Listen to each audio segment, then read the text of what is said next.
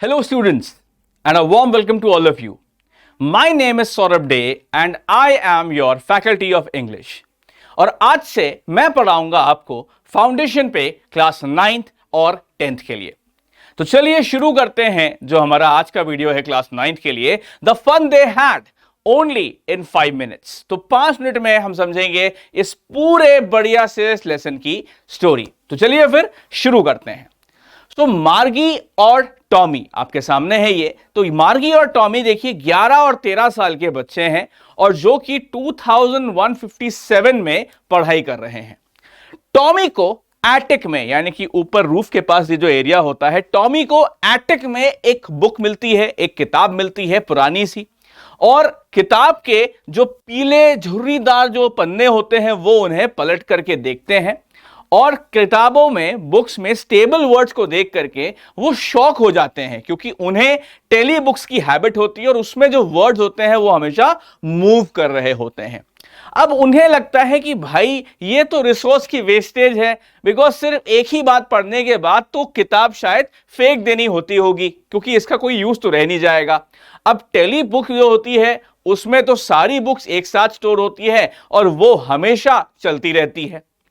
मार्गी ने को स्कूल से बहुत नफरत थी, क्योंकि उसके जो मैकेनिकल टीचर थे वो उसको टेस्ट के बाद टेस्ट देते थे और ज्योग्राफी में जो परफॉर्मेंस था यहां पर मार्गी का वो बहुत ज्यादा खराब हो रहा था। राइट। अब मार्गी की मां ने क्या किया, तो मार्गी की मां ने बुलाया काउंटी इंस्पेक्टर को और जिसने कि आकर के जो मरम्मत करनी थी मैकेनिकल टीचर की वो उसने कर दी। अब इस बात को लेकर के मार्गी थोड़ी अपसेट हो गई, क्योंकि मार्गी की इच्छा यह थी कि शायद कुछ दिनों के लिए मैकेनिकल टीचर को वो ले जाएंगे काउंटी इंस्पेक्टर और जिस वजह से मार्गी को स्कूल से छुट्टी मिल जाएगी। ऑलराइट।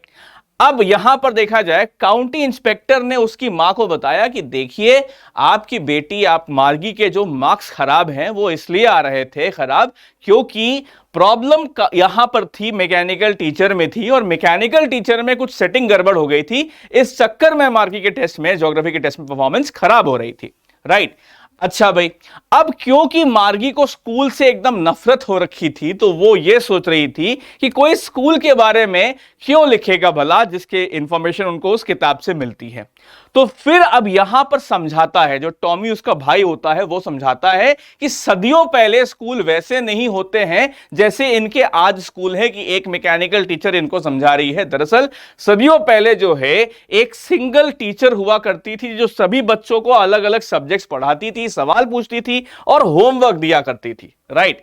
तो अब यहां पर ये जब वो चीज समझ पाती है तो अब मार्गी को लगता है यार एक इंसान इतना स्मार्ट कैसे हो सकता है कि उसको सभी सब्जेक्ट्स की नॉलेज हो और अलग अलग चीजों के बारे में वो क्वेश्चन पूछ सके, आंसर कर सके और होमवर्क दे सके। तो अल्टीमेटली टॉमी ने साथ में उसको यह भी बताया कि पहले के टाइम में एक स्पेसिफिक बिल्डिंग हुआ करती थी और उसी बिल्डिंग में सारे स्कूल जो है अपने एज ग्रुप के हिसाब से पढ़ाई किया करते थे एक साथ। ऑलराइट। अच्छा, अब मार्गी की जो मम्मी थी उन्होंने यह बोला कि देखो हर बच्चे की जो परवरिश होती है वो अलग किस्म की होती है, हर बच्चे का टैलेंट अलग होता है, हर बच्चे की सोच अलग होती है, इसीलिए हर बच्चे की पढ़ाई जो है वो अलग हिसाब से होनी चाहिए। राइट। अच्छा भाई, तो अब अल्टीमेटली यहां पर जब मार्गी को अब इंटरेस्ट जाग रहा था पुराने स्कूलों के बारे में, लेकिन उनकी मम्मी ने उनको बुलाया कि चलो अब आप बेडरूम के पास आओ और मैकेनिकल टीचर से आपके अगले स्कूल की अगले लेसन की बारी है। अब नॉर्मली क्या होता है, जो टॉमी और मार्गी थे वो स्कूल जो है अपना मैकेनिकल टीचर से 5 दिन की पढ़ाई करते थे, मंडे से लेकर के फ्राइडे तक दोस्तों। राइट।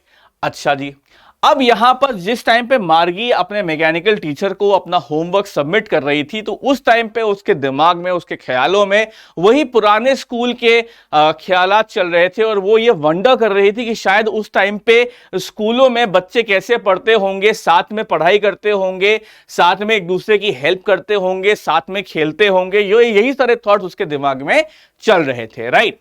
अच्छा, साथ ही में देखा जाए अब कंप्यूटर स्क्रीन जो उसके मैकेनिकल टीचर का था तो उसमें देखा जाए फ्रैक्शन जो है अर्थमेटिक के प्रॉपर फ्रैक्शन फ्लैश हो रहे थे, लेकिन मार्गी जो है स्कूल के अपने ख्यालों में खो रखी थी। तो आई होप दोस्तों ये जो चैप्टर है the fun they had 5 minute में मैंने आपको समझा दिया है, ये आपको समझ में अच्छे से आ गया होगा। वीडियो को लाइक जरूर करिएगा, अपने सभी स्कूल फ्रेंड्स के साथ इस वीडियो को शेयर कीजिएगा और कमेंट्स में मुझे बताइएगा कि इस चैप्टर के कौन से टफ वर्ड्स ऐसे हैं जो कि आपको समझ में नहीं आए, ताकि उनकी मीनिंग भी मैं आपको कमेंट्स में रिप्लाई कर सकूं। Thank you so much for watching. Please keep watching, please subscribe to scope plus foundation.